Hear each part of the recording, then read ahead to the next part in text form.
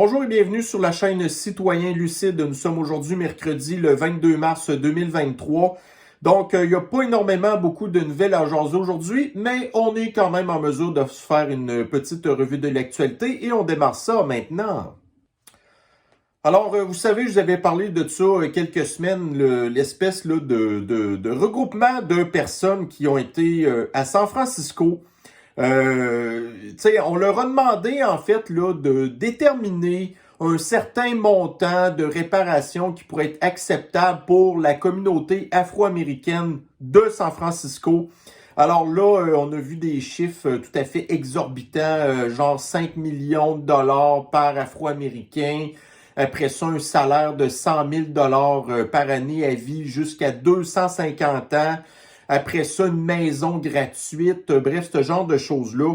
Mais ici, vous avez à l'écran une étude qui montre en fait que dans la baie de San Francisco, la communauté afro-américaine, il semblerait que la moitié des étudiants noirs seraient déjà même pas capables de lire à moitié. Alors, on va vous donner de l'argent, OK? Vous savez pas lire. Fait qu'imaginez-vous, là, si vous savez pas lire, il y a des bien bonnes chances que vous sachiez pas trop comment l'économie fonctionne, comment gérer vos finances. Puis comme un acteur ou un chanteur noir avait déjà dit en Californie, tu sais, donner de l'argent à des Noirs, qu'est-ce qu'ils vont faire avec? Ils vont le gaspiller, OK? Fait que, puis là, en bout de ligne, il disait que, admettons, ça allait coûter genre 600 000 $ par non-afro-américains qui vivent à San Francisco pour payer cette affaire-là. OK?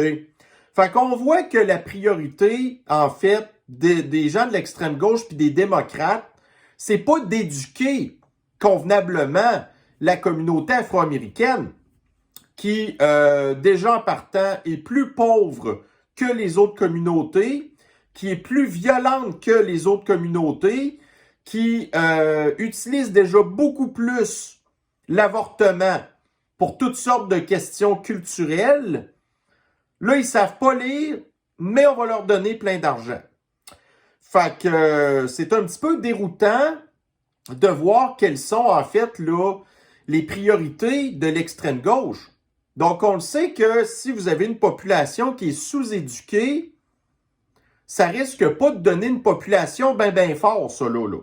Voyez-vous comment est-ce, par exemple, prenez en Afrique, là, c'est un des continents probablement où il y a le plus de sous-éducation au monde, et comme par hasard, c'est aussi un des peuples les plus pauvres au monde.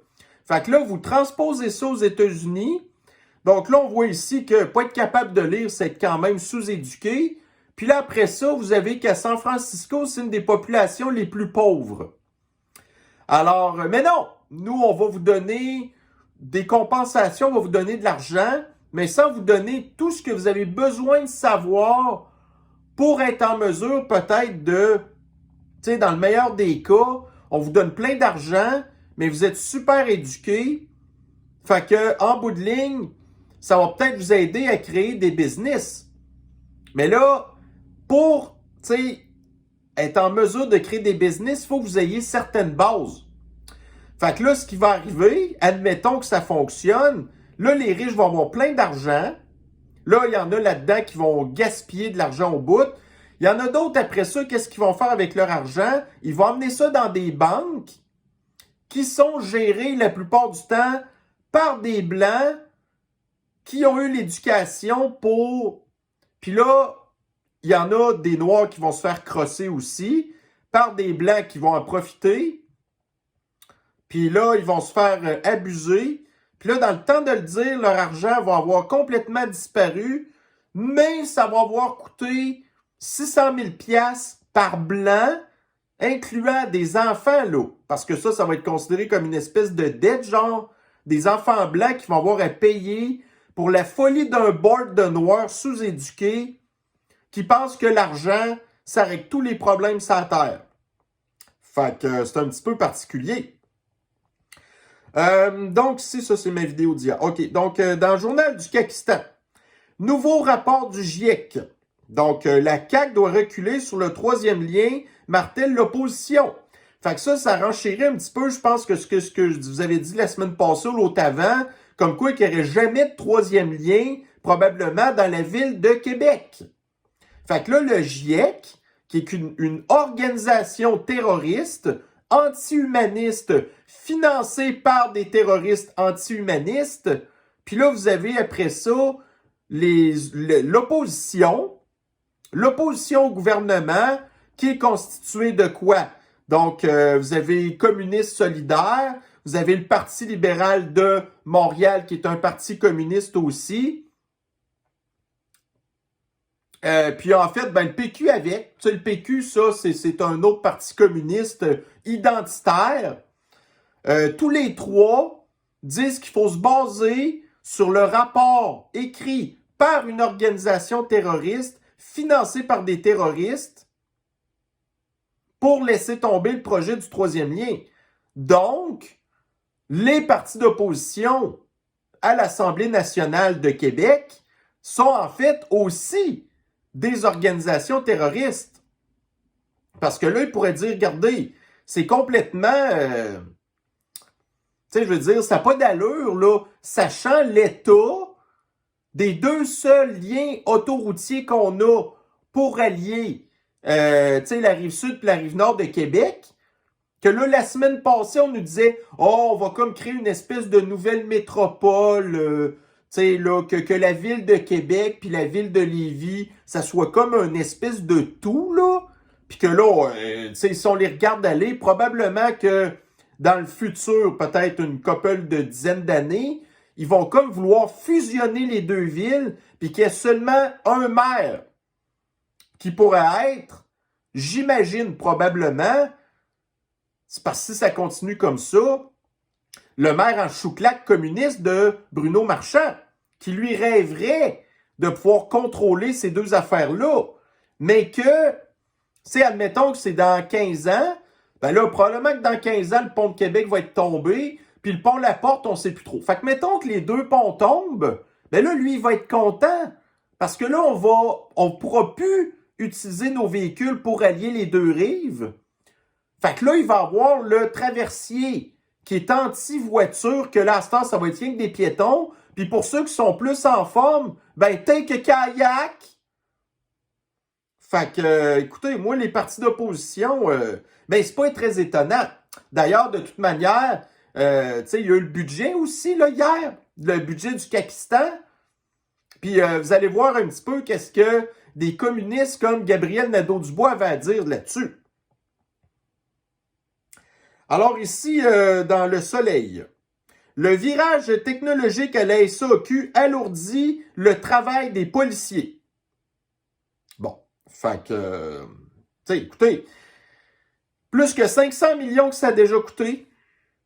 Là, les policiers sont plus capables de faire leur travail parce que là, ça a l'air que des gens qui payent leur permis puis qui est considéré suspendu, ils payent leurs plaques, sont considérés comme étant non payés. Les policiers ne savent plus quoi faire. Fait que là, il y a des policiers à un moment donné que leur véhicule est muni des appels de plaques, là.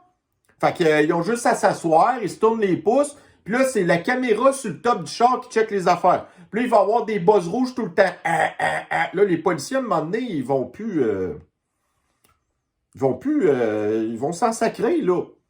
Fait que, tu sais, à un moment donné, bon, c'est peut-être comme ça qu'on crée le chaos, quand il y a des gens, puis là, il y en a qui lisent ça, puis qui se disent « Ah, moi, je vais prendre une chance. » Puis là, après ça, ils vont mentir aux policiers. Puis là, les policiers ne les croiront pas. Puis là, après ça, ils ont des vérifications à faire auprès de la SAC. Puis ça leur prend du temps. Puis pendant ce temps-là, ben, il y a des malades mentaux qui agressent des gens, tout ça. Fait que, finalement, le gouvernement est entre autres responsable des agressions qu'on peut voir dernièrement parce que les policiers sont occupés à faire d'autres choses qui n'est pas très utile pour la société. Puis là, ben aussi, c'est du trouble pour la population qui, regardez, moi, j'ai un véhicule qu'il va falloir que je déremise bientôt, là.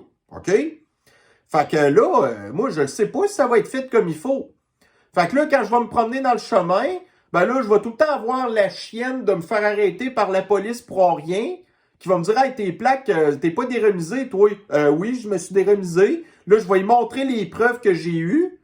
Puis là, il va me dire, ben non. Puis là, tout, gna. Puis là, je vais m'obstiner avec. Puis comme j'ai pas une très grosse patience envers les espèces de police SS, ben je vais peut-être l'envoyer chier. Puis en plus, je vais pogner une étiquette parce que là, j'ai pas été smart avec un policier.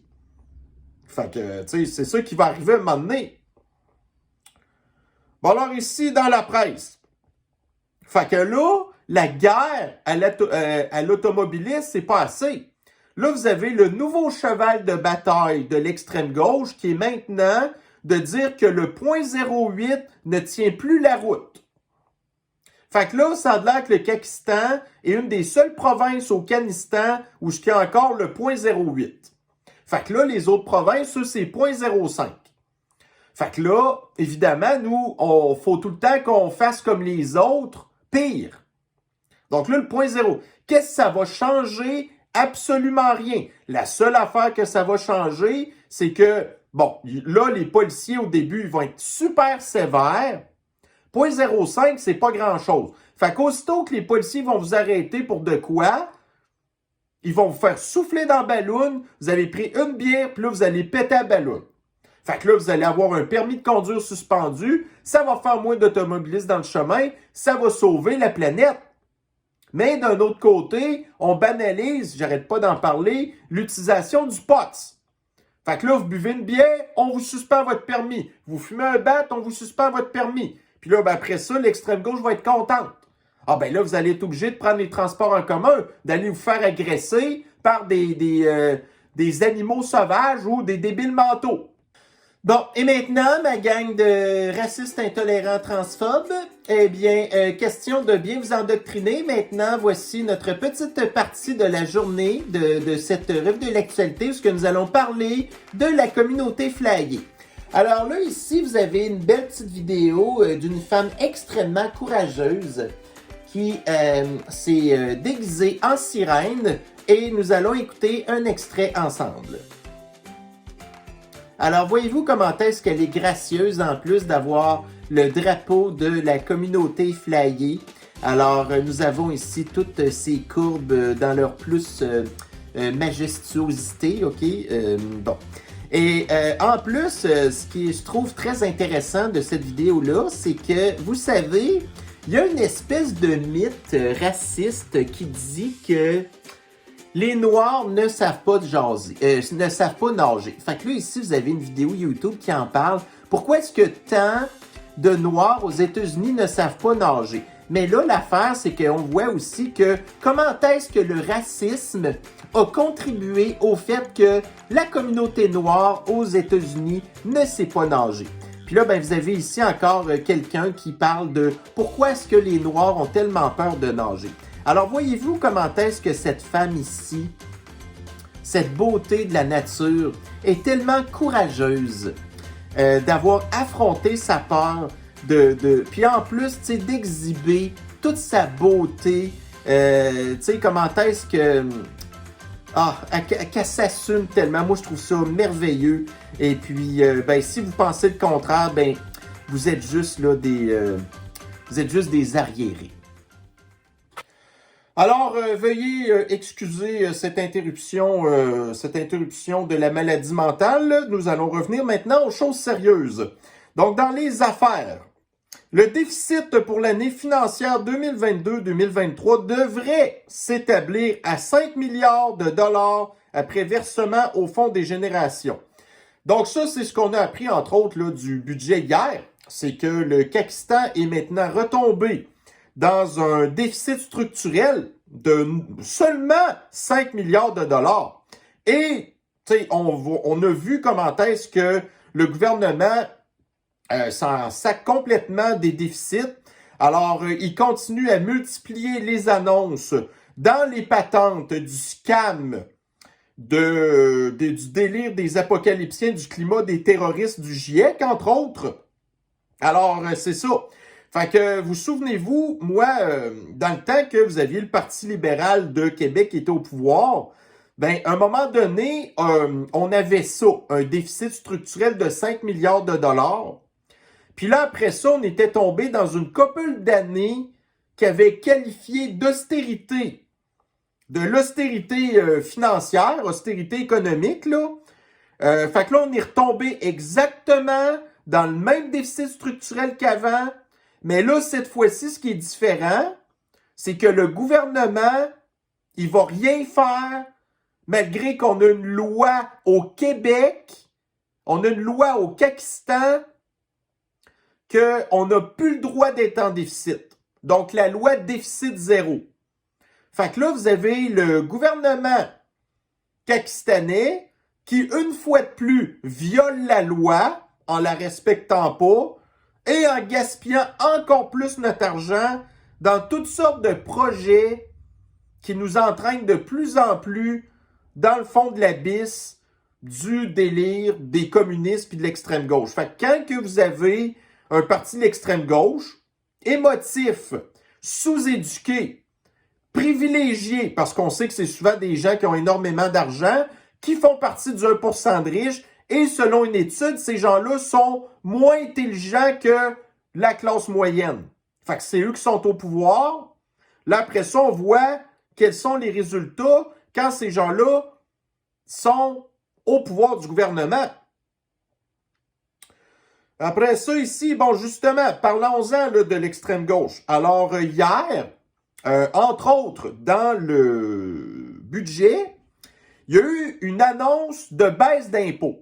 Bon, fait que là, c'est la première fois depuis vraiment longtemps qu'il y a des baisses d'impôts du fardeau fiscal des Pakistanais. OK?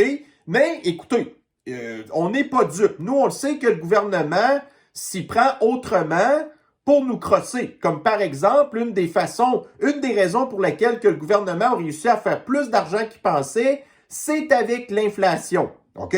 Donc, l'inflation fait que vous payez vos affaires plus cher, puis quand vous payez vos affaires plus cher, ben, le montant des taxes est aussi plus cher, donc le gouvernement fait plus d'argent.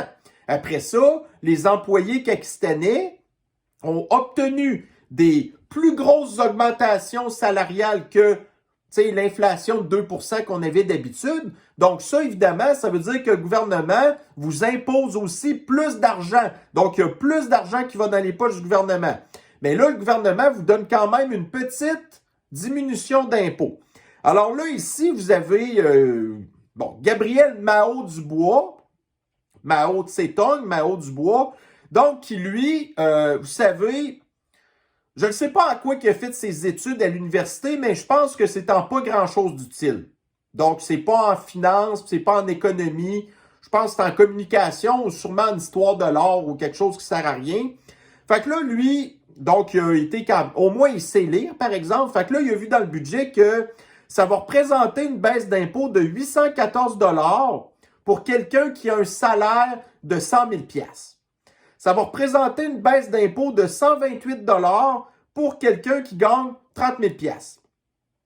Puis là, ben autrement, si vous gagnez moins que ça, ben vous payez déjà, pour ainsi dire, pas d'impôt. Fait que, c'est comme ça, là, bon. Mais là, l'affaire, c'est que lui, là, il fait partie des gens qui voulaient pas que le gouvernement fasse de baisse d'impôts. Il voulait au contraire que le gouvernement multiplie encore plus les dépenses inutiles dans le transport en commun, qu'on a vu qui est vraiment dans marde, le transport en commun, là, ou encore dans les logements sociaux. Fait que là, lui, il veut vous entasser dans des buildings gérés par le gouvernement, donc qui vont être mal entretenus, qui vont être mal construits, et qui vont coûter pas mal plus cher à bâtir que si c'est l'entreprise privée qui s'en occupe. Puis là, après ça, donc là, vous allez avoir des gens pauvres là-dedans, des gens sous-éduqués, des gens qui ont des maladies mentales, des problèmes de consommation. Ils vont sacrer le feu dans leur tour de logement. Puis là, après ça, tout le monde va crever dans le bâtiment. OK? Fait que ça, c'est ce que Gabriel Mahot-Dubois dit. OK? Donc, le bâtiment va prendre en feu, ça va émettre des gaz à effet de serre énormément, puis des pollutions, mais les humains qui sont dedans, au moins, eux, ils émettront plus de gaz à effet de serre. Puis en plus, ils pourront plus se reproduire. Fait que lui, c'est comme ça qu'il voit ça. Fait que lui, il était contre les augmentations, les diminutions d'impôts. Alors moi, j'ai répondu sur son tweet qu'en fait, il devrait être heureux. Parce que lui-même, qui fait partie des Pakistanais qui ont un salaire plus élevé de 100 000 $, ça va lui donner 814 $ de plus dans ses poches. Puis ça, c'est sans parler du fait en plus, les députés de l'Assemblée nationale se sont votés une super grosse augmentation de salaire. Fait que peut-être que lui se disait, « Ah, ben tu sais, j'ai pas besoin du 814 $. De toute manière, on s'est voté une grosse augmentation de salaire. » OK? Fait que lui, c'est pas lui qui a fait partie des députés qui s'est dit, « Ouais, peut-être qu'on serait mieux de pas se voter d'augmentation de salaire. » Ben non, c'est bien certain.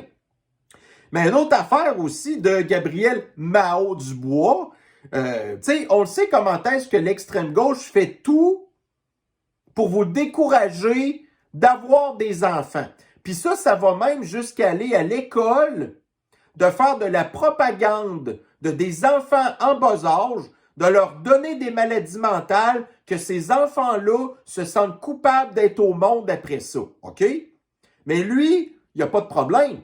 Donc, avec sa petite conjointe blanche, parce que Gabriel Nadeau-Dubois, c'est un raciste. Il n'était pas question, lui-là, que sa conjointe, ça soit une femme noire ou une femme arabe, puis que là, il devienne musulman, ou peut-être même une femme juive. Parce que Gabriel Nadeau-Dubois, c'est un antisémite aussi. Parce que, tu sais, les Juifs, ils font de l'argent. Ça, c'est le mythe qui dit ça. Donc, les Juifs font de l'argent, mais Gabriel Nadeau-Dubois aime pas les gens qui font de l'argent, sauf quand que vous faites partie de l'élite, donc de la caste de dirigeants au pouvoir. Parce qu'il ne faut pas oublier que Gabriel Nadeau-Dubois est un communiste. Et quand on regarde tous les régimes communistes qu'il y a eu ou qu'il y a maintenant, ben c'est quand tu fais partie du parti puis que t'es en haut, que tu peux gagner de l'argent. Fait que là, lui a le droit d'avoir une petite fille. Mais, il dit lui-même, c'est une petite fille. Comment ça se fait que lui, qui fait partie de en tout cas, de la mouvance du culte de la communauté flyée, lui, il a le droit de déterminer le sexe de son enfant. Mais la communauté flyée dit que, normalement, tu es supposé respecter le vouloir de ton enfant. Donc, au début, ça devrait être un enfant non-binaire, puis il aurait dû lui donner un prénom neutre. Mais lui, non, parce que c'est règlement, parce que lui fait partie du pouvoir. Lui, il peut faire ce qu'il veut. Tu sais? Vous souvenez-vous, ici, d'ailleurs, il y a Luc Ferrandez, qui est dans la même mouvance, dans le même culte de l'extrême gauche que Gabriel Nadeau-Dubois. Lui, Luc Ferrandez, il disait que les enfants, là, ben, il fallait arrêter de faire ça. Puis je suis pas mal sûr pourtant que Gabriel Nadeau-Dubois et Luc Ferrandez sont deux amis. Mais en fait, ils ne sont pas des amis. Parce qu'on voit qu'est-ce que Ferrandez pense, lui, versus Gabriel Nadeau-Dubois qui, lui, s'empêche pas d'avoir des enfants. Mais anyway, imaginez-vous dans quel milieu que son enfant va grandir avec lui, là, comme parent. Puis sa blonde, qui doit pas être mieux que lui, tu sais. Alors ici, fait que là, vous avez Fasciste Legault qui, subitement, s'intéresse à la classe moyenne qui, tu sais, elle aussi, là, elle souffre. Puis elle a de la misère. Puis c'est correct que si vous gagnez 30 000 $ par mois, qu'on vous donne 128 $. Avec 128 $, quelqu'un qui gagne 30 000 $ par année, il va être capable de se faire une semaine d'épicerie. Après ça, vous avez ici, qu'est-ce que la classe moyenne pense des baisses d'impôts? Eh bien, c'est peu. C'est peu. Fait que, regardez, la classe moyenne, comparativement aux privilégiés de Gabriel Nadeau-Dubois, qui lui dit que les baisses d'impôts vont bénéficier aux PDG des entreprises, alors qu'il y a très peu de PDG d'entreprises par rapport aux fonctionnaires et hauts fonctionnaires et ou d'autres patentes du gouvernement qui gagnent 100 000 piastres ou plus. Fait que là, la classe moyenne, elle, tu sais, mettons que vous avez 2 parents à 50 000 piastres, ben ça veut dire qu'en bout de ligne, vous allez avoir, ben eux, ils disaient que ça leur donnait une baisse d'impôt d'à peu près 1000 piastres. Tu sais, pour une famille. Là, la famille, dans l'article, je pense qu'ils ont 3 enfants. Tu sais, vous êtes 5, on vous donne une baisse d'impôt de 1000 piastres. Qu'est-ce que vous allez faire avec ça? Ben, c'est sûr que c'est mieux que rien. Mais c'est pas... ça va pas vous rendre riche non plus. Hein? Mais lui, Gabriel Nadeau-Dubois, il préférait que cette petite famille-là de 5 ait pas droit à son 1000 piastres. Puis que plutôt que le gouvernement, s'il a 1000 piastres dans les mains, il va en perdre 990. Puis l'autre 10 piastres, ben on va pas chier loin avec 10 piastres. Fait que, à part de ça, qu'est-ce qu'on a? Dans les affaires. Donc, les affaires qui vous suggèrent, puis c'est pas moi qui le dis, là, c'est le journal Les Affaires, qui vous suggère de surveiller l'action de Lion Électrique, Quincaillerie Richelieu et BRP. Bon. Ben, en tout cas, BRP, c'est des produits récréatifs. C'est des VTT, des motoneiges, c'est aussi des bateaux. C'est toutes des affaires que Gabriel Nadeau-Dubois veut vous enlever. Fait que si vous êtes intelligent, investissez pas là-dedans parce que vous avez les communistes qui veulent faire disparaître ça, là. Ou les transformer en espèce de taïga pour que leur cochonnerie devienne électrique puis qu'après ça, plus personne les achète. Fait que c'est peut-être pas une bonne idée d'aller placer votre cash là-dedans. Puis quand t'as Lion Électrique, donc là, on est... Tu sais, écoutez, c'était hier l'article, OK? Puis ils nous disent encore d'aller investir notre cash dans Lion Électrique. Ben, moi, je m'excuse, là. Je suis pas un financier, mais je suis capable quand même de lire des petits graphiques sites qui nous exposent que investir dans Lion Électrique, ben, ça nous intéresse pas vraiment. Mais comme le flibustier de Forban Pirate de Fitzgibbon a placé beaucoup d'argent à lui là-dedans, ben là, vous avez les affaires qui probablement doivent recevoir de l'argent du gouvernement qui va insister les Pakistanais à aller placer de l'argent dans Lion Électrique pour que le cours de Lion Électrique augmente, pour que le flibustier de Forban Pirate puisse récupérer de l'argent. Parce que lui aussi a mal investi son cash. Parce que le gars, il est riche. Fait qu'il n'est pas intelligent, selon une étude.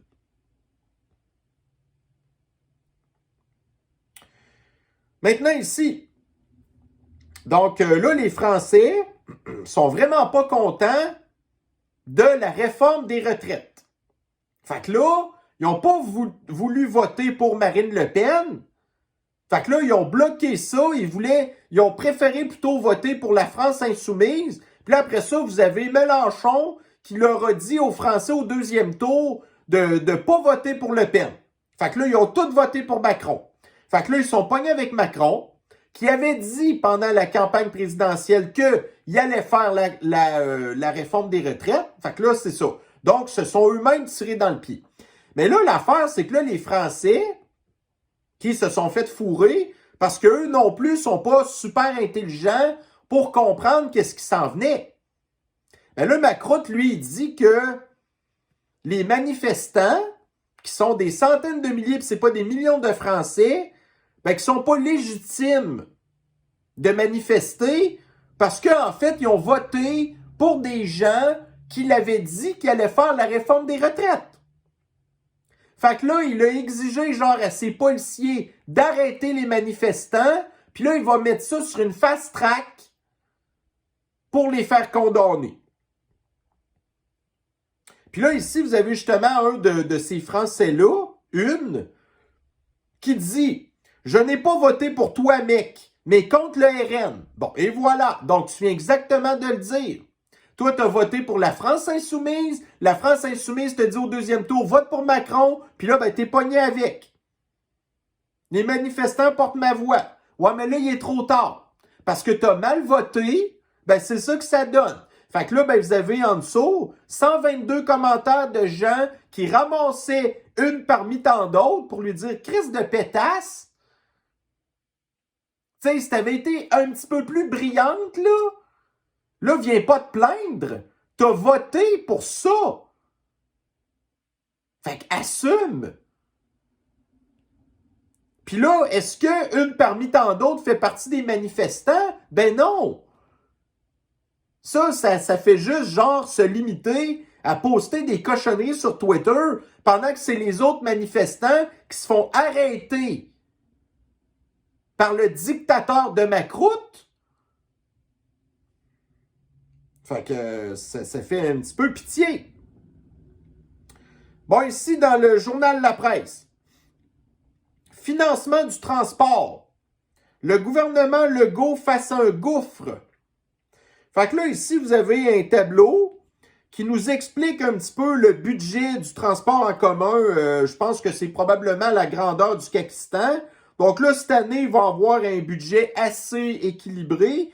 Mais là, à partir déjà de l'année prochaine, 176 millions dans le trou. L'autre année d'après, 267 millions dans le trou. L'autre année d'après, on passe à 855 millions dans le trou. 985 millions. En 2027-2028, 1,7 milliard. Puis on sait comment est-ce que le gouvernement sous-estime toujours ses estimations. Mais Gabriel Nadeau-Dubois, lui, il aurait préféré que il n'y ait pas de baisse d'impôts, puis qu'on envoie encore plus d'argent dans le gouffre financier sans fin du transport en commun. Voyez-vous ici, par ailleurs, il y a de l'argent frais pour l'environnement, encore une crise de niaiserie. On a un déficit structurel de 5 milliards de dollars, puis le gouvernement va gaspiller notre argent dans une patente alors que le Pakistan absorbe plus de CO2 qu'il en émet. Donc, financé en bonne partie par les automobilistes. Encore les automobilistes. Fait que s'il n'y avait pas les automobilistes, là, donc est plus payant que prévu. Québec ajoute 1,3 milliard à son plan de lutte contre le réchauffement climatique. Fait que s'il n'y avait pas eu les automobilistes puis le méchant pétrole, ben le gouvernement n'aurait pas eu ce 1,3 milliard-là de plus de tous les autres milliards qu'il a eu, qu'il n'y aurait pas eu si ce n'était pas des automobilistes. Donc, au total, il prévoit des dépenses de 9 milliards de dollars pour le CRIS de transport en commun en 2023-2028. Puis les gens le prendront pas plus, le transport en commun, que quand vous allez prendre ça, ben vous prenez une chance avec votre vie. Parce que vous sauvez la planète à cause des gaz à effet de serre, mais plutôt, vous vous mettez à risque de vous faire agresser par des animaux sauvages ou des malades mentaux. Fait que, on va diminuer nos gaz à effet de serre pour vous permettre de vivre, mais on va mettre votre vie encore plus à risque dans les transports en commun. C'est un petit peu particulier.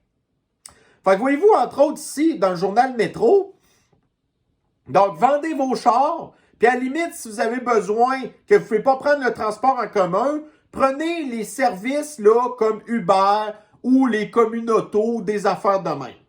Ben là, ici, les Montréalais, qui sont tellement...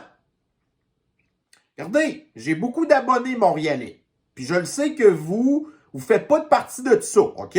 Ça, c'est comme les boomers. Si le chapeau ne vous fait pas, mettez-le pas. Mais vous le savez que les Montréalais sont majoritairement des secoupes. Mais vous n'êtes pas une secoupe. Mais la majorité des Montréalais le sont, OK? Fait que là, ici, ça dit que les Montréalais, parmi les pires clients Uber du Canistan, derrière Ottawa et Toronto. Ottawa, qui est une ville de fonctionnaires. mais Montréal, de savoir que moi, pour les fois que j'ai eu à conduire à Montréal, c'est fucking dangereux, là. C'est sans parler du manque de classe des Montréalais individualistes. Puis là, je parle pas à mes abonnés montréalais, pas ce couple. Je parle des autres. Le 95% des autres Montréalais de ce couple qui n'ont pas de savoir-vivre. Fait que là, ils payent pour un service, puis ils sont bêtes avec les chauffeurs, ils font pas attention au char, ils laissent traîner le vidange à terre. Mais les mondialistes disent « Ah, voyez-vous, nous, on est toutes des licornes, toutes les arcs-en-ciel, tout le monde est poli, tout le monde est gentil, tout le monde est courtois. » Ben, c'est mal parti en crise. Puis Uber, c'est quoi? Ben, c'est majoritairement des Noirs, des Arabes, des gens qui travaillaient dans les taxis, qui ont switché pour Uber. Fait que c'est des immigrants qui se font maltraiter par des Blancs qui prennent le service Uber puis qui traitent leurs chauffeurs comme de la merde. Fait que, puis ça, après ça, c'est encore les mêmes bien-pensants qui se sont eux-mêmes pourris la vie en choisissant de vivre dans une ville qui vous empêche d'avoir des voitures. Là, après ça, ces gens-là, ils n'ont pas d'air, ils sont tout le temps en calice parce qu'ils font partie des bonhommes gris avec la cassette des sourcils fâchés. Fait que ça, c'est des gens comme ça qui s'en vont prendre Uber, puis qu'après ça, ils vont traiter les autres comme de la merde. Leurs esclaves, chauffeurs. Mais ils veulent nous imposer la cassette des sourcils fâchés à nous aussi. Mais nous, l'affaire, c'est que on fonctionne pas comme eux. Ça peut bien faire des leçons après ça, ces gens-là. Bon, donc encore dans les niaiseries du gouvernement. Donc là, je vous répète, on a un déficit structurel de 5 milliards de dollars. Le gouvernement va investir quasiment 5 millions de dollars pour créer pour les jeunes un passeport culturel numérique. Les jeunes, ils regardent TikTok, puis ils regardent des affaires en anglais. Les jeunes ne sont pas intéressés par les cochonneries pakistanaises, dégueulasses, financées par le gouvernement. Ça ne les intéresse pas. Parce que les petits Pakistanais, c'est des petits mondialistes aussi. Fait que notre petite culture à nous de patente plate, rien à cirer. Fait que là, le gouvernement va gaspiller 5 millions de dollars là-dedans. Mais ça, c'est le genre d'initiative qui fait plaisir à Gabriel Mao-Dubois, qui aimerait ça que le Pakistan soit un petit peu une espèce de Corée du Nord, isolée du reste du monde. Fait que pensez-vous vraiment que les jeunes vont downloader ça? Mais non. Puis là, le gouvernement dit, il met 5 millions. Fait que ça va en coûter 10, 15, 20.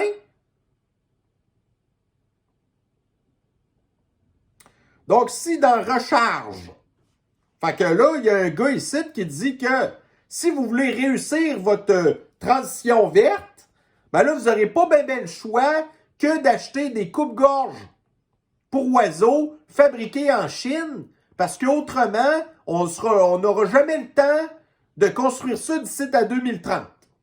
Puis en plus, qu'elle coûte moins cher. Fait que, tu sais, écoutez, là. Ben oui.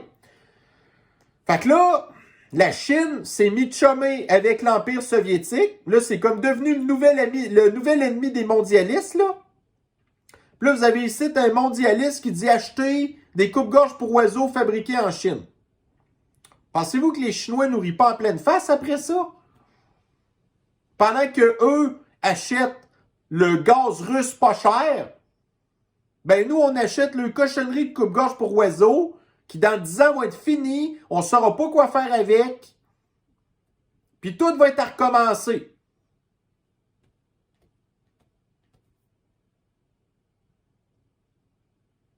Donc, ici, dans Al Jazeera, OK, fait que là, vous avez écoutez, la guerre au pays du poudré, OK? Là, on le sait que, tu sais, plusieurs pays européens vont envoyer leurs chars Léopard. Là, après ça, vous avez les Américains qui vont envoyer des chars Abrams. Puis là, vous avez les Anglais qui vont envoyer des chars Challenger, OK? Mais ils vont envoyer aussi avec ça des obus d'uranium appauvri. Donc là, vous aviez les mondialistes qui disaient « Ah, là, le leader, le tsar de l'Empire soviétique, là, lui, il va utiliser l'arme nucléaire pour tout faire péter, le pays du poudré, puis tout. » Il aurait pu le faire, ça fait longtemps. Mais il ne l'a pas fait, parce que lui, il n'est pas cave. Mais les mondialistes sont caves. Fait que là, vous avez le premier ministre mondialiste, Richard Sunak, en tout cas, le style importé d'Indien qui est devenu maintenant le premier ministre du Royaume-Uni, parce que c'est comme ça que ça fonctionne, le grand remplacement, ben là, lui, il va envoyer des obus d'uranium appauvri au pays du poudré. Puis ça, c'est une arme nucléaire. Fait que là, les mondialistes vont utiliser l'arme nucléaire avant le tsar de l'Empire soviétique. Mais, étant donné que ça ne fait pas des explosions aussi spectaculaires qu'une bombe nucléaire, ah ben là, c'est comme correct. Tu sais, je veux dire, ça paraît pas vraiment. Ça perce bien le blindage. Mais l'affaire, c'est quand l'obus pète, là, après ça, ça fait des petites poussières d'uranium. OK? Il y en a qui pensent que c'est ça qui a créé le syndrome du Golfe lors de la guerre du Golfe des années 90. Que des soldats canadiens qui ont souffert d'une espèce de mal étrange pendant genre la guerre en Yougoslavie, que je pense qu'ils avaient aussi utilisé ce genre d'obus-là. Fait que là, à cette heure, les pays de l'OTAN n'utilisaient plus ces munitions-là. Mais là, vous avez l'indésirable Rishi Sunak, Chris en tout cas, de PM grand remplacé, qui va envoyer ces obus-là au pays du poudré. Fait que là, le tsar de l'Empire soviétique a dit non, non. Là, mais là, ça fait combien de fois qu'il dit non, non? Non, non, non, non. Là, le prochain coup. Il est vraiment patient, le gars, là. Vraiment patient. Moi, ça fait longtemps que j'aurais pas enduré ça. Tu sais, il y en a qui capotent, qui disent « Ah, le tsar de l'Empire soviétique est ici. » Chris, si j'étais à sa place, là, ben premièrement, j'aurais pas fait la guerre au pays du poudré, pour être bien franc avec vous, là, je m'y suis pris autrement, tu sais. OK, en tout cas. Ici, dans le CTV News. OK, là, vous avez l'État de l'Idaho, qui est un État à côté de l'Oregon, puis à côté de la Californie. Donc, c'est presque à côté de la côte ouest américaine, OK? Fait que là, l'Idaho, eux, c'est un État qui est extrêmement conservateur et puis qui a été un des États à abolir l'avortement, à l'interdire. Fait que là, ça a l'air qu'à cette heure, il y a une pénurie de médecins dans les hôpitaux Idaho pour faire des accouchements. Parce que ces médecins-là, c'est des médecins qui faisaient des avortements. Mais là, on voit c'est quoi la priorité de ces médecins-là, finalement. C'était pas de faire des accouchements, c'était de faire des avortements. Fait que là, vous avez ici le titre de l'article du CTV News qui dit que tellement de médecins ont été comme poussés de l'Idaho à cause de l'interdiction de l'avortement et qu'à cause de ça, les hôpitaux ne font plus d'accouchement. Mais tu sais, on le sait que des journaux comme CTV News, eux, sont pro-avortement, puis qui sont anti-humanistes. Fait que là, d'un certain côté, ils blâment l'interdiction de l'avortement pour le fait qu'on fait plus d'accouchement. Au lieu de dire peut-être, ouais, ben on voit que les médecins de l'IDAO, il y avait un crise de problème, là. De préférer faire des avortements que de faire des accouchements, ça en dit long sur les professionnels de l'antisanté et de leurs priorités. Tu sais? Alors ici, ça, là, j'ai ri en maudit quand j'ai vu ça hier. Donc, nous avons ici Justine Trudeau qui surveille sa pizza. Donc ça, c'est un mime, là, que j'ai un petit peu bidouillé, parce qu'au départ, c'était pas le nom qu'il y avait là, c'était quelqu'un d'autre. Mais c'est pareil de n'importe quel mangina. Donc ça, c'est un homme muni psychologiquement d'un organe féminin, donc mangina. Un mélange de homme avec vagin, OK? Mangina. Donc, Justine Trudeau est un mangina. Gabriel Nadeau-Dubois est un mangina. Bruno Marchand est un mangina. J'ai parlé de Luc Ferrandez tantôt aussi. Tous les hommes de l'extrême gauche sont des mangina. Fait que ces gens-là, quand ils surveillent leur pizza, c'est comme ça qu'ils s'y prennent. C'est beau, hein? C'est viril, c'est masculin. Mais les femmes adorent ces hommes-là. C'est les femmes, beaucoup qui votent pour Justine, qui a de l'air de ça.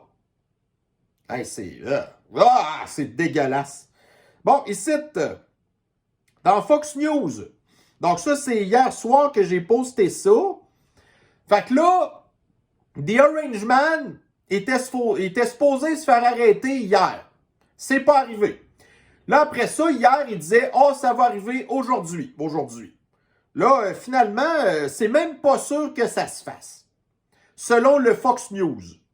OK? Fait que là, vous avez, depuis que, tu sais, The Orange Man, ben, depuis 2016, tu sais, vous aviez d'un côté QAnon qui, quand que, tu sais, que The Orange Man a perdu son élection pour, bon, on sait toutes sortes de raisons, là. Mais là, QAnon disait, oh là, telle date, il va arriver telle affaire. Telle date, il va arriver telle affaire. Finalement, c'est jamais arrivé. Mais là, vous avez le pendant de ça, BlueAnon. Donc ça, c'est les démocrates qui croient à toutes sortes d'affaires. Le Russia Gate, toutes sortes de patentes comme ça. Et qui croient sans cesse que The Orange Man va se faire arrêter. Mais là, ça arrive jamais.